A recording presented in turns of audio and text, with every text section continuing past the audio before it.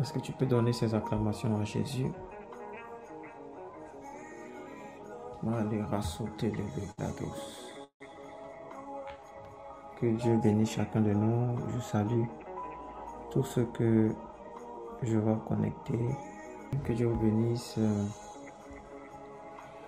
Donc nous sommes à notre école de prière et l'objectif c'est vraiment de nous rapprocher de Dieu par le moyen de la prière, en tout cas d'apprendre déjà et de pratiquer. Et depuis quelque temps on est en train d'enseigner sur des sujets assez pratiques qui nous permettent de progresser dans notre vie de prière. Alors ce soir encore, je veux qu'on puisse continuer dans cette lancée. Je veux qu'on fasse deux choses. Premièrement, si quelqu'un peut partager avec nous ce qu'il a retenu ou quelque chose qu'il a marqué dans la séance du lundi passé. Déjà ce de quoi on a parlé, une phrase, un mot, une pensée qui t'a marqué et surtout des choses que tu as pu mettre en application. Je vais prendre des réactions comme ça.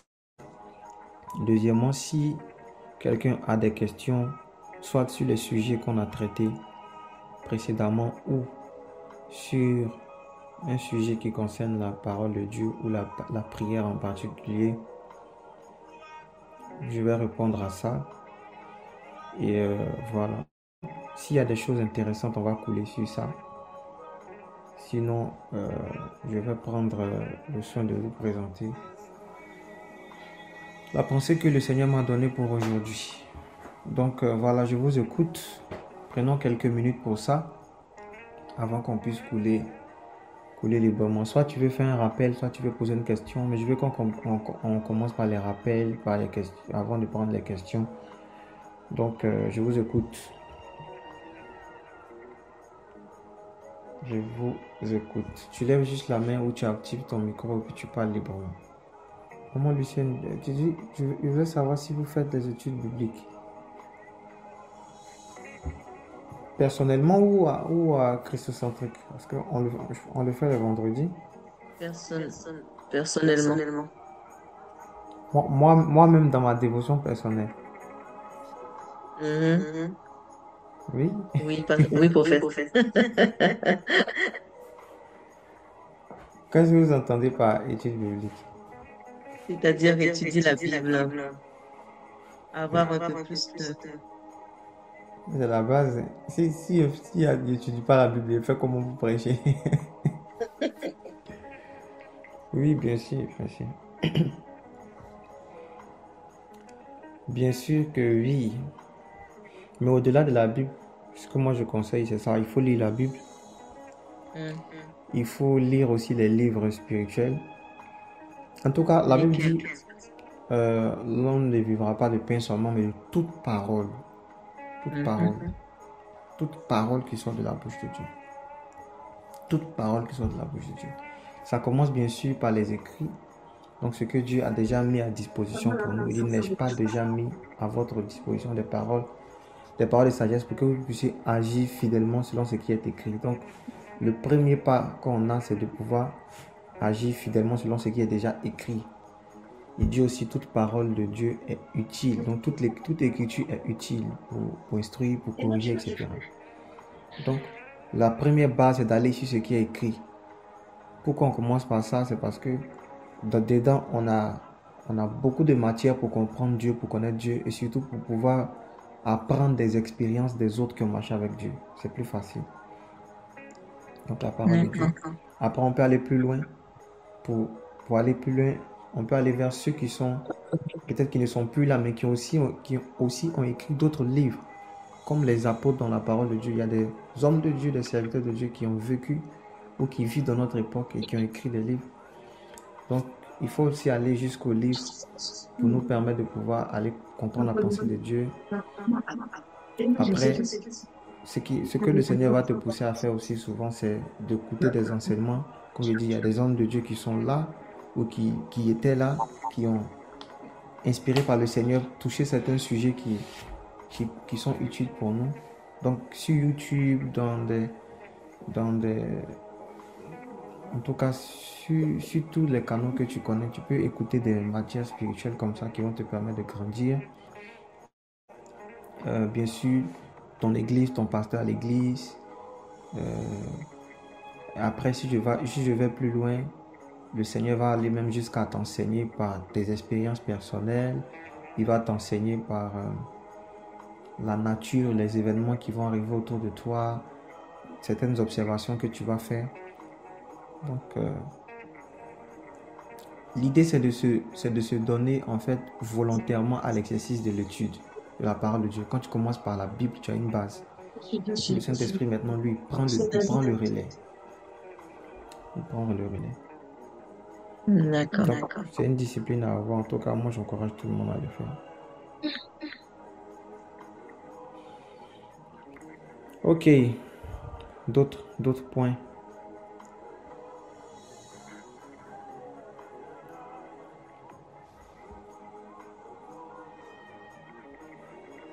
Déjà, on a parlé de quoi le lundi passé?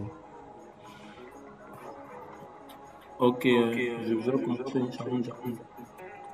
La semaine dernière, on a parlé sur l'art de faire des retraites spirituelles. Donc, les bienfaits que ça représente, que ça apporte dans la vie de tout homme, particulièrement dans celle des chrétiens. Donc, j'ai expliqué que de la même manière dont on planifie notre journée, notre semaine, pour ceux qui ont la maison, de la même façon dont on planifie notre mois, c'est-à-dire en faisant un budget du mois et tout, c'est de cette même façon-là qu'on doit organiser nos semaines avec des routines spirituelles, notamment la prière. Tout à l'heure, vous avez parlé de la méditation. Donc, la lecture de la Bible, la méditation, aussi par des temps de jeûne également. Et on a expliqué la notion de retraite spirituelle, retraite qui veut dire simplement le fait de se mettre à part pour chercher Dieu, donc chercher la face de Dieu. Donc, on parle de retraite spirituelle parce que ça exige aussi le fait de créer un cadre où on est seulement avec Dieu. Donc, c'est nous et Dieu pour apprendre quelque chose d'autre. Et pourquoi on dit là des retraites spirituelles? Parce que c'est pas quelque chose qu'on doit faire une seule fois, mais ce sont des routines qu'on doit développer constamment pour grandir. Bon, je vais pas tout dire. Merci. Ouais, c'est ça. C'est complet. Il faut se dire, et j'ai dit, la croissance spirituelle est intentionnelle. Ça veut dire, si tu veux grandir, il faut décider. Le jour où tu arrêtes de décider. Il y a une remarque que j'ai faite. Les enfants de Dieu, par exemple, quand ils vont donner leur vie à Dieu, quand on va commencer à les enseigner sur la prière, sur la discipline, sur les routines de prière, il y a une phrase qui sort très souvent, c'est que ça va venir avec le temps. Ça va venir avec le temps. On va doucement. Pour l'instant, on vient de commencer. Ça ne marche pas avec Dieu. Ça ne marche pas dans les choses de Dieu. Ça va venir avec le temps, un peu. Si Dieu le veut. Ça ne marche pas dans la vie de prière. Ça ne marche pas. C'est pas si Dieu le veut, c'est si toi tu le veux. Donc ils attendent quelque part là-bas un moment opportun pour commencer à bien chercher Dieu. Quand je vais avoir au moins 5 ans de vie chrétienne là. Non. Tu acceptes le Seigneur Jésus-Christ, le Seigneur, il transforme ton cœur, tu commences à avoir la passion pour lui, tu décides de le chercher, tu décides de mettre des temps avec le Seigneur, tu décides, il faut décider. Il faut décider. Si Dieu le veut, ça ne marche pas dans la vie de prière. Tu décides. Tu décides de fixer des temps, de partir en retraite. Tant bien que mal, tu cherches Dieu. Il a voulu qu'on puisse le chercher en tâtonnant. Lui-même, il a voulu ça. Donc tu vas tâtonner, tu vas trouver des choses, tu vas découvrir des choses, tu vas apprendre des choses. Mais il ne faut pas dire que si Dieu le veut, il faut être intentionnel. Si le mois commence et puis tu ne vas pas faire ton marché, tu ne vas pas avoir la nourriture à la maison. Si tu ne prévois pas, tu ne vas pas pouvoir. Il faut prévoir. Il faut prévoir. Ok. Je pense que c'est clair. On va rentrer dans le vif du sujet d'aujourd'hui. Aujourd'hui, j'espère ne pas être long. Alors, je disais la dernière fois que il y a euh, certaines activités d'ordre spirituel qui sont nécessaires pour nous et qui, desquelles qu'on ne doit pas extraire de notre spiritualité et de notre vie de prière. C'est-à-dire, en tant qu'enfant de Dieu, si tu veux être constamment en feu pour le Seigneur, il y a un certain nombre d'activités qui ne doivent pas manquer. C'est-à-dire, on n'a pas le choix. On n'a pas le choix. J'ai cité la prière, le jeûne, les retraites spirituelles, la parole de Dieu et les choses semblables. Si il arrive que ces choses te manquent, ça ne sera pas bon. J'ai aimé l'image que quelqu'un a donnée une fois quand il parlait de comment maintenir sa flamme allumée. Il a dit il y a trois choses qui permettent de maintenir une flamme allumée. Il faut d'abord la chaleur, déjà qui pour permettre de créer le feu. Il faut un environnement, donc il faut l'oxygène. Il faut un environnement qui va être favorable pour que la flamme reste allumée.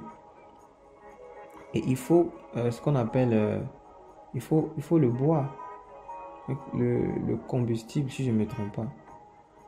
Il faut quelque chose en fait que le feu, que la chaleur va prendre en fait. Et quand il expliquait l'image, il disait, de la même manière, la flamme là, ça va être la prière, naturellement. Le bois, ça va être la parole de Dieu, d'accord? Et puis, donc la prière va enflammer la parole de Dieu. Et puis, l'environnement, l'oxygène là, ça va être en fait l'environnement dans lequel tu vas te trouver. Quand l'une de ces choses va commencer à manquer dans ta vie, tu vas voir que ton feu va s'éteindre. S'il n'y a plus de bois, le feu va s'éteindre. S'il n'y a plus de source de chaleur, le feu va s'éteindre. S'il n'y a plus d'oxygène, le feu va s'éteindre. Si tu pries, tu m'as dit de la parole de Dieu, mais que tu es dans un mauvais environnement, tu ne vas pas à l'église, tu n'es pas avec de bonnes personnes, ta flamme va s'éteindre. Peu à peu. Ceux qui ne veulent pas partir à l'église, qui disent que non, moi j'ai ma relation avec Dieu, je vais rester à la maison et tout et tout. Vous êtes en train de vous perdre. Si c'est parce que dans ton entourage, il n'y a pas d'église, ok. Mais ces histoires de rester à la maison, je construis ma relation avec le Seigneur, Dieu me connaît et tout. Ou bien d'autres encore disent, Jésus lui-même marchait avec les gens de mauvaise vie et tout et tout. C'est pas bon. Hein? Vous êtes en train de vous tromper. Donc il faut un environnement qui est favorable à la prière. Il faut que tu sois avec des gens qui te poussent à prier. Quand tu vas te réveiller, quelqu'un va te dire, moi j'ai prié hier. Quelqu'un va te dire, moi voici ce que le Seigneur m'a dit. Ça va te challenger pour prier. Tu es dans un environnement où les gens aiment le Seigneur, ils sont passionnés pour Dieu. Ils prient le Seigneur. Ça va te donner envie de chercher Dieu. Il faut que tu te donnes,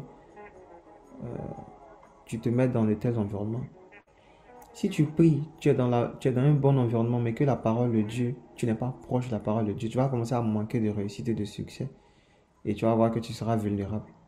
Parce qu'au moment de la tentation, c'est par la parole qu'on résiste.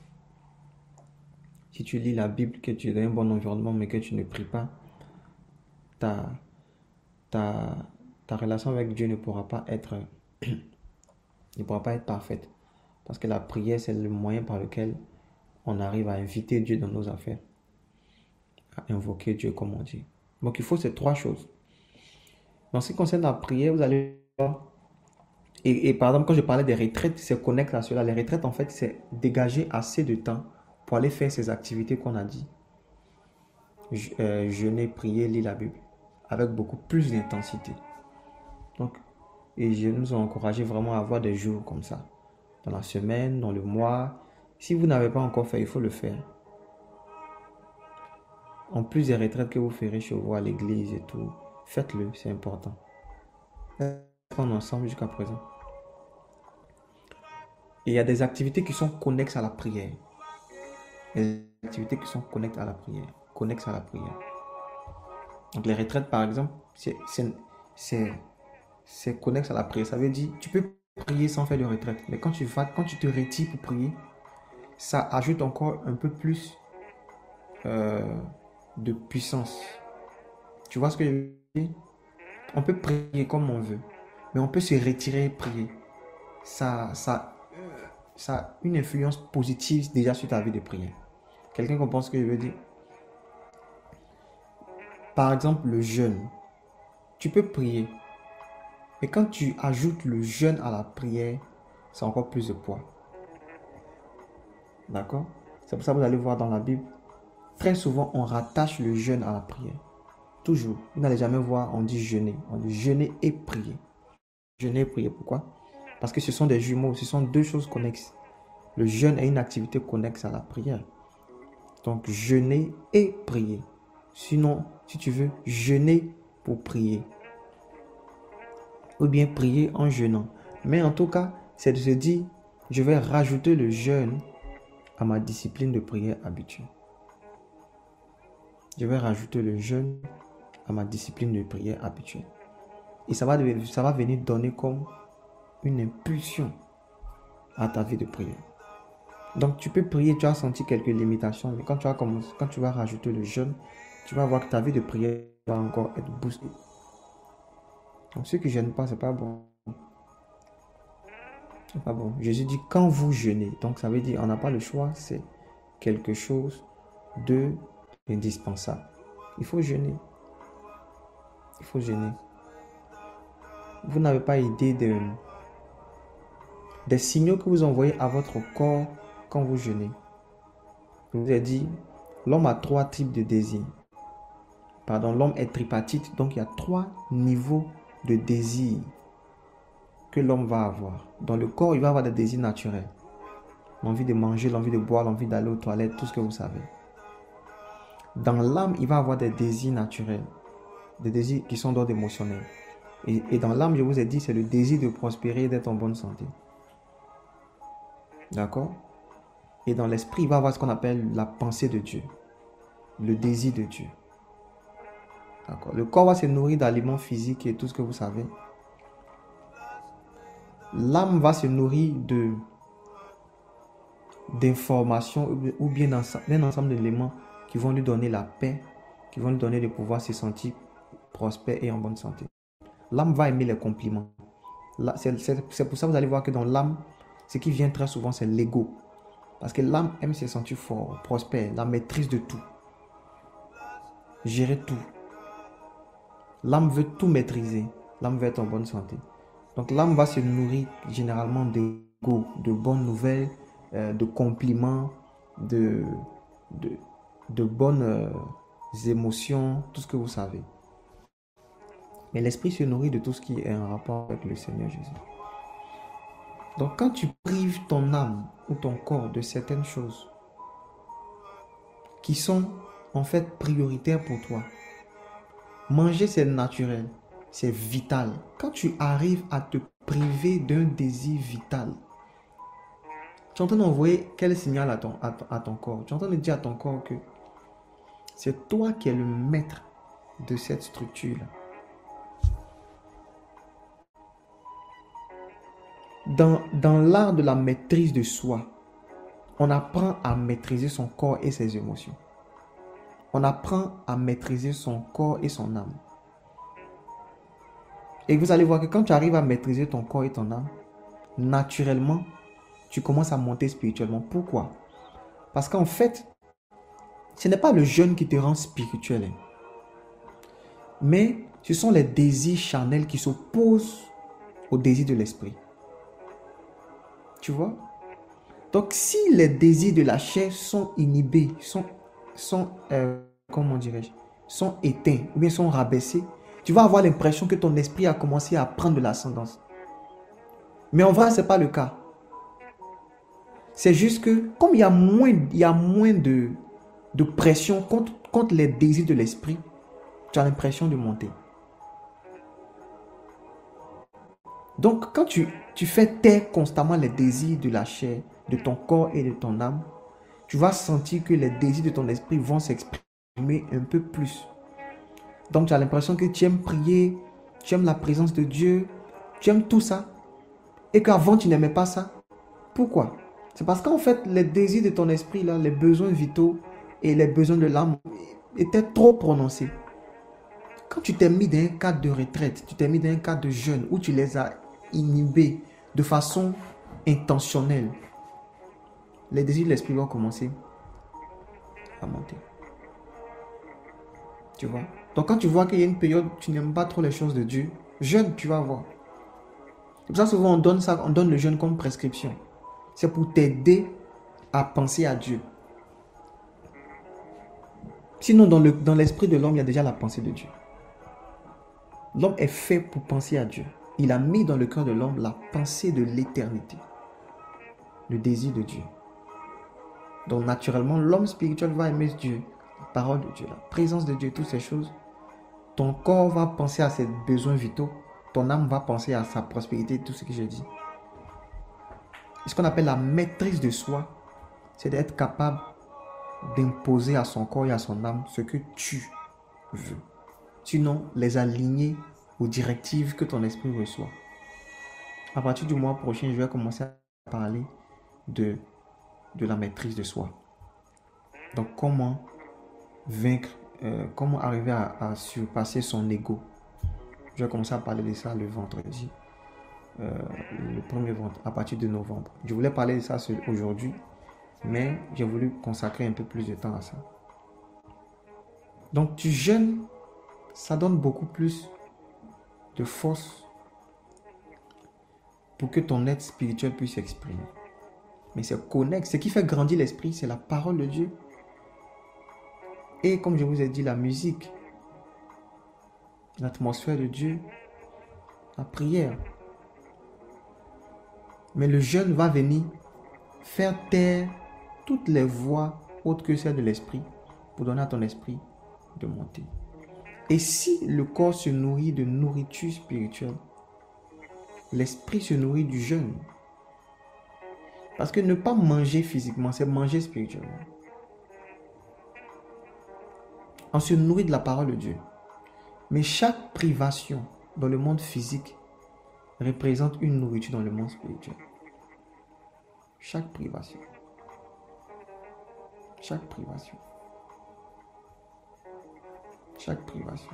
Chaque sacrifice, ça représente une nourriture dans le monde spirituel. Donc il faut ajouter le jeûne à la prière. Il y a une autre chose que Jésus a demandé d'ajouter à la prière, c'est ce qu'on appelle les veilles. Les veillées ou bien les veilles. Il dit jeûner et prier. Mais il dit aussi quoi? Veiller et prier. Dis avec moi veiller. Veiller et prier. Dans notre relation avec le Seigneur, de la même manière que le jeûne est indispensable, les veillées aussi sont indispensables. Veiller ici, ça a deux sens. Il y a le sens de rester en éveil, de rester vigilant, de rester aux aguets, oui. Mais c'est aussi le fait de se priver de sommeil, simplement. Veillez comme vous le connaissez. Et il faut en fait que dans votre spiritualité, dans votre vie de prière, vous ajoutez à votre prière les veillées. Comme vous ajoutez le jeûne. Et je peux vous assurer, si vous ne veillez pas dans votre relation avec le Seigneur, si vous n'avez pas de temps de veillée personnelle ou bien collective, vous n'allez pas bien progresser avec le Seigneur. La raison est simple. Il y a plusieurs raisons. Je vais être très rapide aujourd'hui. La raison est simple. C'est parce que quand vous veillez, vous avez plus de temps. Premièrement, c'est parce que vous avez besoin de plus de temps. On a dit, Dieu prend plaisir à passer du temps avec nous. Nous aussi, on prend plaisir à passer du temps avec lui. On a besoin de beaucoup de temps avec le Seigneur. Pas parce que c'est le temps qui caractérise la prière. J'ai déjà expliqué ça ici. Une bonne prière n'est pas caractérisée par le temps qu'on y a passé. Mais il est bénéfique pour quelqu'un qui aime Dieu de passer beaucoup de temps avec lui. Pas pour lui parler beaucoup, mais pour l'écouter beaucoup. Donc naturellement, si tu peux avoir toute la journée pour parler à Dieu, ça n'aura pas le même effet que si tu as parlé à Dieu 2 minutes et puis tu es parti vaquer à d'autres occupations. Bien sûr, Dieu n'est pas fâché parce que tu ne lui as pas parlé pendant 10 heures. Non. Mais quand tu passes 10 heures de temps, tu es dans la présence de Dieu, tu lui parles, il te répond, tu médites, tu lis, tu es dans l'atmosphère de Dieu. Quand tu fais ça, c'est bénéfique pour toi et pour Dieu. C'est bénéfique pour toi. Simplement parce qu'on a besoin de beaucoup d'heures. On a plus de temps le soir que le matin. Vous avez remarqué ça? Tu as plus le temps le soir que le matin. Parce que le matin, tu es dans les occupations, etc., etc. Le soir, si je prends de 18h jusqu'à 6h, ça fait combien de temps? C'est des mathématiciens.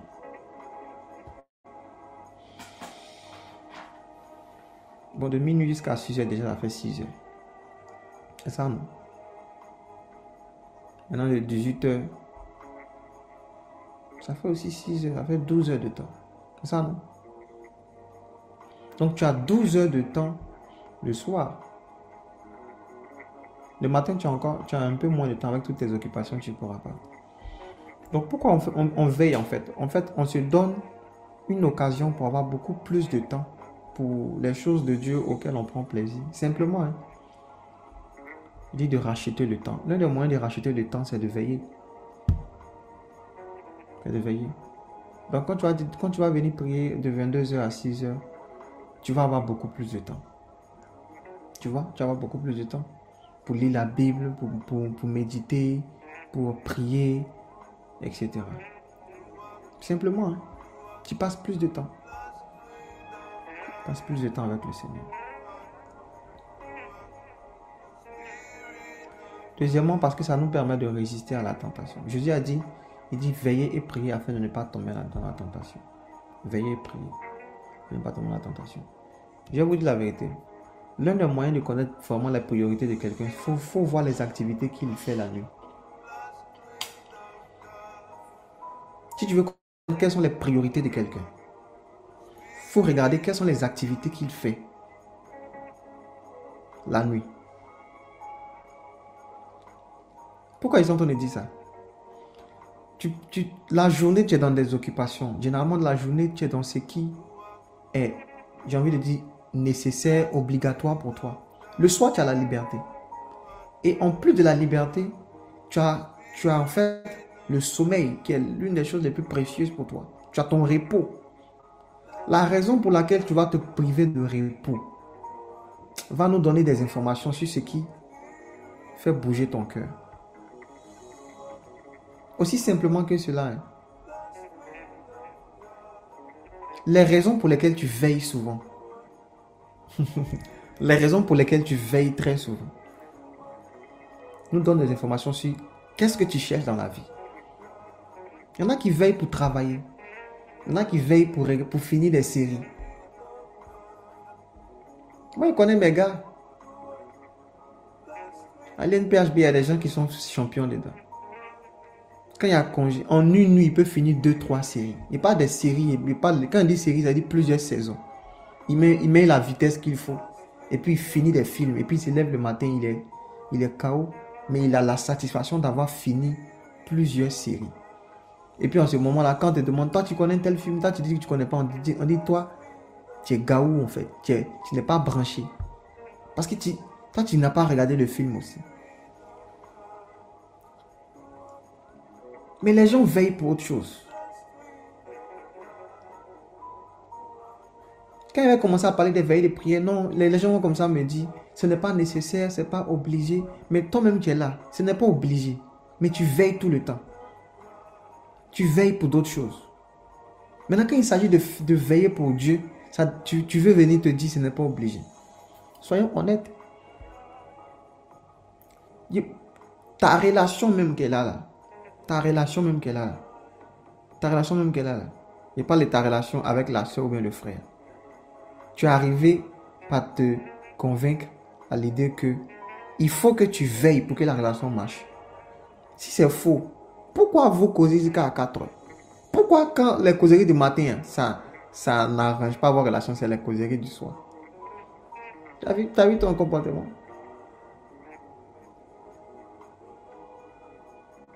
Tu vois ton comportement? Hein? Pourquoi quand tu vas avoir beaucoup plus de temps, c'est le soir que tu donnes à la personne que tu aimes? Pourquoi quand tu veux respecter, tu veux renforcer ta relation, c'est le soir que tu accordes à la personne? Pourquoi? Comme j'ai dit, comme le soir on a beaucoup plus de temps, mais ce qui va te couper ton sommeil, c'est ce que tu aimes. C'est là où se trouve ton cœur. Donc il ne faut pas te dire tu causes avec le gars ou bien la soeur tard le soir, et puis quand on te demande, tu as dit, il n'y a rien de vous. Ou bien c'est juste un ami. Tu fais du mal à qui? Tu fais du mal à qui? Sommeil qui est doux comme ça, toi tu donnes ça à quelqu'un comme ça. Et puis quand on te demande, tu dis, non, c'est juste un ami. Tu fais du mal à qui en fait? Genre, réponds-moi en fait, c'est une question, réponds.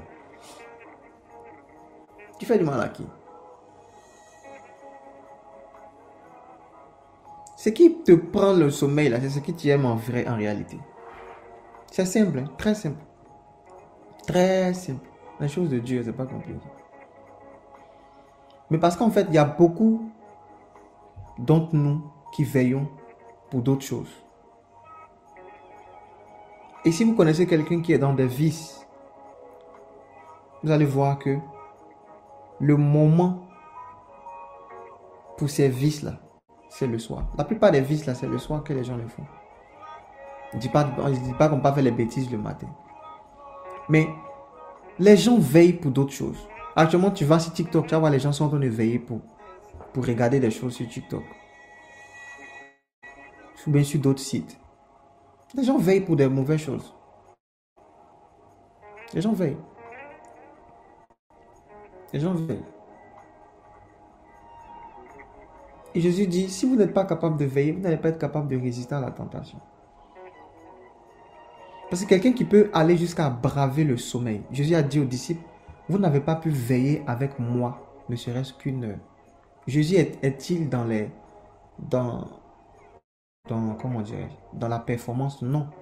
Mais parce qu'il savait qu'il y a une implication entre le fait de veiller et le fait de pouvoir résister. Lui-même Jésus, il devait passer à la croix. Il devait se fortifier pour pouvoir passer par une épreuve difficile. Il a privilégié la nuit pour aller prier. Il a compris que s'il doit choisir ses disciples, il doit veiller. S'il doit se fortifier pour passer par la croix, il doit aller à Gethsémani, il doit veiller et prier. Quand c'est un peu difficile, il est parti avec les disciples pour avoir un peu de soutien. Mais il y a un niveau où il ne pouvait même pas avoir le soutien des hommes. Il était seul. Mais il a veillé, il a prié. Tu vas avoir besoin d'être seul avec Dieu et veiller pour fortifier ton esprit, seul dans la présence de Dieu, mais aussi pour pouvoir faire tes choix, pour pouvoir entendre Dieu sur les choses qui sont importantes pour toi. Tu as besoin de passer du temps avec le Seigneur.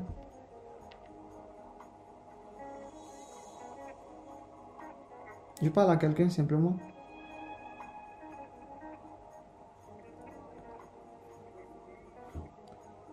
Une autre raison, très simple, pour laquelle tu dois veiller, c'est parce que Satan lui-même veille. Quelqu'un a dit quelque chose. Si ton ennemi est plus déterminé que toi, tu as perdu d'avance. Si ton ennemi est plus déterminé que toi, ton ennemi est plus constant que toi, il dit, il rôde. Votre adversaire, il rôde, il cherche qui va dévorer. Si ton ennemi met plus les organes que toi, il est plus déterminé que toi, il est plus impliqué que toi. Si ton ennemi fait plus d'efforts que toi, il va avoir la victoire sur toi. Donc tu ne peux pas attendre que Satan veille et puis toi tu vas être là, tu vas prendre ta vie à la légère, non. C'est pour ça qu'il dit veiller afin de pouvoir résister à la tentation. Parce que le tentateur, il vient à tout moment. Tu dois être en éveil. Tu dois être en éveil. Ils sont en train de parler simplement pour que ce soit clair. Tu as besoin de faire des temps de veille personnelle. Je ne parle pas toujours des veilles de l'église où tu t'en vas dormir là. Je parle des temps où tu vas prévoir d'aller chercher Dieu. Toute la nuit, tu pries. Tu pries. Tu parles à Dieu, Dieu te répond. Tu veilles. Là où tu es seul la nuit, tu as l'occasion de réfléchir sur des sujets qui te concernent, d'écouter la pensée de Dieu, de voir les choses que tu dois améliorer dans ta vie, d'ouvrir ton cœur devant le Seigneur. Tu as besoin de ça. Tu as besoin de ça. Une raison simple aussi pour laquelle on veille, c'est pour pouvoir intercéder. Comme je vous l'ai dit, comme tu as beaucoup plus de temps, tu peux prier pour les autres. Jésus dit à ses disciples, il parlait à Pierre, il dit, Satan vous a réclamé. Satan vous a réclamé Satan vous a réclamé pour vous cribler comme du froment. Mais j'ai prié pour vous, pour toi. Quand tu seras affermi, quand tu seras converti, affermi, converti tes frères, quelque chose comme ça. Mais quand tu regardes, tu lis la Bible, tu ne vois pas à quel moment Satan est venu réclamer les disciples. C'est parce qu'en fait, comme Jésus, il veillait et il priait pour les disciples, il a pu percevoir les plans de l'ennemi contre les personnes qui étaient proches de lui. Si tu ne veilles pas, tu n'intercèdes pas, tu ne pourras pas connaître tu ne pourras pas voir les plans de l'ennemi contre les gens qui sont proches de toi. Beaucoup n'intercèdent pas. Ils n'intercèdent pas, ils prient que pour eux. Tu dois faire des veillées où la raison pour laquelle tu dois veiller, c'est pour prier pour les autres. Parce que cette même nuit-là, Satan est en train de vouloir toucher les gens. Les gens qui vont vouloir veiller pour d'autres mauvaises choses. Il y a des gens que Satan va vouloir venir, dont Satan va vouloir venir réclamer la vie. Toi, en tant que sentinelle, tu dois rester éveillé. Et c'est simplement la caractéristique des sentinelles. La caractéristique des sentinelles, c'est simplement de rester éveillé. Sentinelle, que dis-tu de la nuit? Le gardien, pendant que tout le monde dort, lui, il est éveillé. C'est la même chose avec le monde spirituel. Pendant que tout le monde dort, toi, tu te lèves et puis tu pries pour les autres. Tu envoies tes paroles pour garder les autres. Si tu es un intercesseur, tu veux que ta famille soit protégée, préservée, tu dois apprendre à pratiquer ça. Tu dois pratiquer ça. Et le Saint-Esprit vient de me dire tout à l'heure, pendant qu'il était en train de parler, il vient de me dire, une des raisons en fait pour lesquelles il faut pratiquer les veilles, il vous a dit que Dieu opère dans ce qu'on appelle l'éternité. Dieu opère dans l'éternité. Et nous, quand on veut interagir avec Dieu, sachant que Dieu opère dans une dimension où il n'y a pas de temps, se rapprocher de Dieu, c'est aussi imiter Dieu dans certaines caractéristiques qui lui sont propres. Ça veut dire Dieu, il opère dans le domaine de l'éternité. Ça veut dire qu'il n'y a pas de temps ou bien le temps est très long. Nous aussi, quand on veut interagir avec lui, quand on veut avoir cette nature divine, on va commencer à être constant. Ça veut dire on va commencer à faire les choses qui durent dans le temps. Tu vois? C'est une caractéristique de Dieu en fait. Comment on sait que Dieu est quelque part? C'est quand les choses durent longtemps. C'est une caractéristique de ce qu'on appelle la vie de Dieu. Les disciples, on disait aux disciples que si leur œuvre vient de Dieu, si le Jésus qu'ils prêchent là, si c'est vraiment quelque chose de Dieu, l'œuvre là va être pérenne. Si ce n'est pas de Dieu, elle va s'éteindre dans le temps. Parce qu'il est prouvé que tout ce qui est de Dieu dure dans le temps. Mais voyez ce que le Saint-Esprit me disait tout de suite. Est-ce que vous avez lu à propos de Dieu que la Bible dit qu'il ne sommeille ni ne dort? Vous avez lu ça? Il ne sommeille ni ne dort. C'est une caractéristique de Dieu. Donc Dieu lui-même, c'est un veilleur par excellence. Donc en fait, quand tu décides de veiller, tu commences à opérer comme Dieu. Aussi simplement que cela puisse paraître. Mais il n'y a pas dit qu'il faut te priver de sommeil toute ta vie, non. Mais c'est une caractéristique de Dieu. Il veille. Donc quand un homme sur la terre commence à veiller, à prier, à se priver de sommeil, il commence à opérer comme Dieu. Parce que Dieu ne sommeille ni ne dort. Mais il n'est pas de veiller pour prier, il n'est pas veiller pour aller causer. Tu commences à t'aligner dans les choses de Dieu.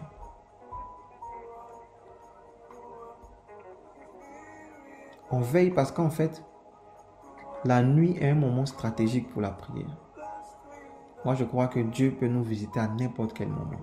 La preuve, le monsieur qui était à la piscine de Bethesda, il était là. La règle, c'était que il fallait que l'eau soit agitée, qu'on le jette. Quand Jésus est venu, la présence de Jésus a créé le temps favorable. Donc, quand on enseigne sur les temps favorables, il ne faut pas oublier d'intégrer le fait qu'il y a ce qu'on appelle la souveraineté de Dieu, qui fait que tous les temps où Jésus est deviennent des temps favorables. Il y avait l'eau qui manquait aux noces de Canaan, il y avait le vin qui manquait aux noces de Canaan. Marie a dit, faites tout ce que Jésus vous dira. Jésus dit, mon heure n'est pas encore arrivée. Mais ça n'a pas empêché de faire le miracle. Parce qu'en fait, quand il est là, l'heure est arrivée. La présence de Jésus conditionne le temps. Mais n'empêche que la nuit reste un moment stratégique pour prier.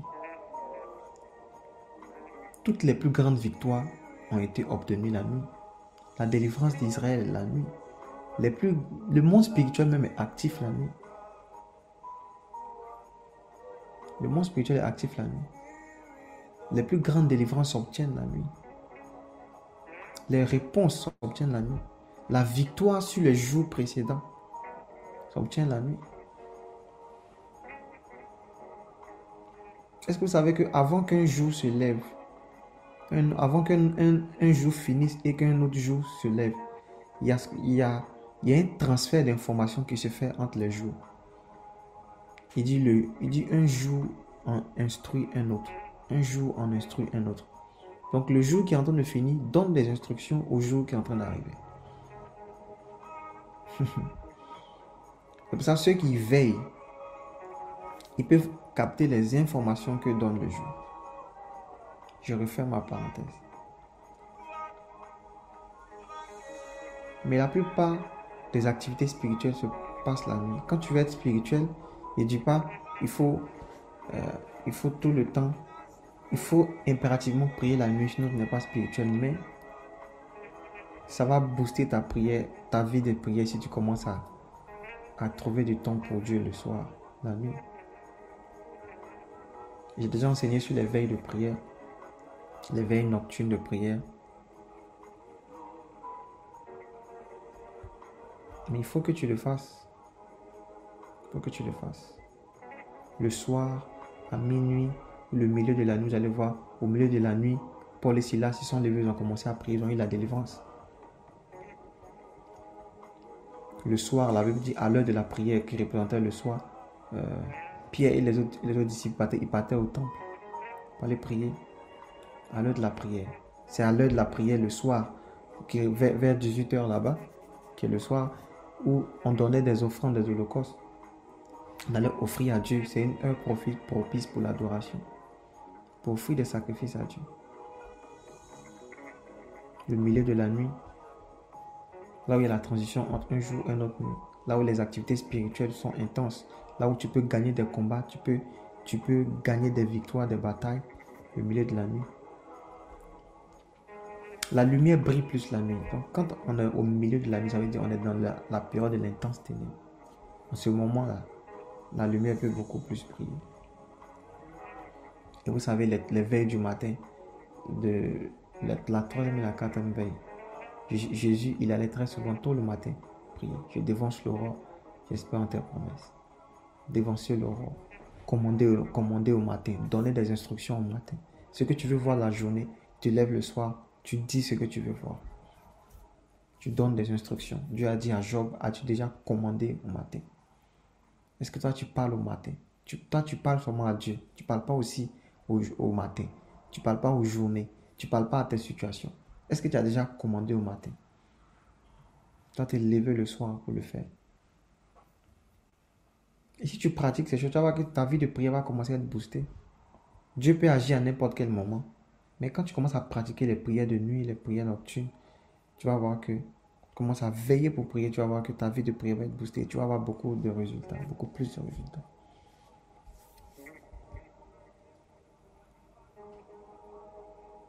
Je vous donne une dernière raison. Il y a tellement de raisons de veiller. Je vous donne une raison. Habakkuk 2, verset 1. Habakkuk 2, verset 1. J'étais à mon poste et je me tenais sur la tour. Je veillais pour voir ce que l'Éternel me dirait et ce que je répliquerai après ma plainte. Ok. Donc c'est Habakkuk, c'est un prophète intercesseur. J'étais à mon poste sur la tour. Et il dit, je veillais simplement pour voir. Je veillais pour voir. On veille simplement aussi pour voir ce que Dieu va nous dire. Pour voir simplement. On veille pour voir. C'est en pratiquant ces choses que tu vas commencer à développer la capacité d'avoir des visions. D'avoir des visions. Je vais dire comme un intercesseur, tu vas voir ce que Dieu va te dire par rapport à la suite, ce que Dieu va te dire par rapport à ton peuple, ce que Dieu va te dire par rapport à ta famille, par rapport aux gens pour qui tu pries. Simplement pour voir. Simplement pour voir. Aussi simple que ça. Je veillais pour voir. Je veillais pour voir. Il y a un niveau de vision dans lequel tu vas entrer quand tu vas commencer à pratiquer les prières de nuit. Tout ce qu'on a dit là, tu pries, tu restes, tu gardes le silence, tu médites, tu pries. Tu vas voir que tes visions vont commencer à être encore beaucoup plus claires. Et c'est pas pour rien si Dieu lui-même aussi, il utilise très souvent les nuits pour nous parler. Parce qu'en fait, la nuit, on est moins préoccupé par les activités quotidiennes et tout. Notre âme est assez calme. À l'intérieur de nous, on est calme. Il y a moins de bruit, il y a moins de perturbations. Et tu peux capter facilement la voix de Dieu. Tu peux voir simplement. Tu peux voir. Donc il dit, je viens veiller pour voir ce que Dieu va me dire, ce que moi je vais répliquer. Donc, en fait, il veille pour pouvoir interagir avec Dieu. Dieu lui parle, il voit des choses, il prie par rapport à ce qu'il voit. Dieu lui parle, il répond à Dieu. En fait, il vient prier, il vient intercéder, il vient chercher Dieu. Il se tient à son poste, la tour. La tour, là, ça représente les veilles de la nuit, pour voir. Il faut être intentionnel. Est-ce que tu vas te lever le soir, tu vas venir prier pour voir ce que Dieu dit par rapport à ta vie sentimentale? Tu vas veiller pour voir. Pour voir aussi, ça signifie pour comprendre. Tu vas décider de veiller pour voir ce que Dieu dit par rapport à tes finances. Pour voir ce que Dieu dit par rapport à ton pays. Il faut que tu sois intentionnel. Il faut que tu viennes veiller pour voir. Je parle à quelqu'un. Tu viens te priver de sommeil, tu viens veiller pour voir. Pour voir.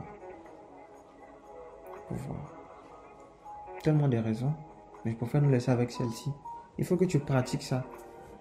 Comme tu jeûnes, une fois dans la semaine, une fois dans le mois, tu dois avoir des temps de veille. Personnel, en plus de celle que tu fais à l'église. Pour toutes les raisons que je t'ai dit.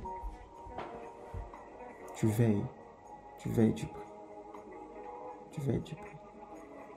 Et je pense que quand tu seras en train de pratiquer cela, le Saint-Esprit va donner à ta vie de prière de pouvoir prendre une autre tournure.